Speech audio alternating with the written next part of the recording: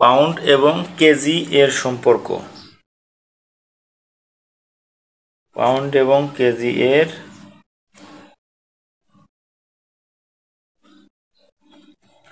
সম্পর্ক। তাহলে কি আমরা জানি কি 2.2 পাউন্ড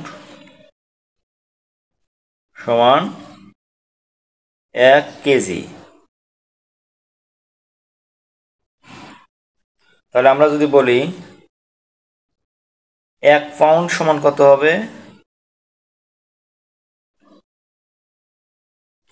তাহলে 1 এর নিচে 2.2। এখন যদি আমরা বলি 11 পাউন্ড সমান কত হবে, 1 ইন্টু 11 নিচে কত 2.2।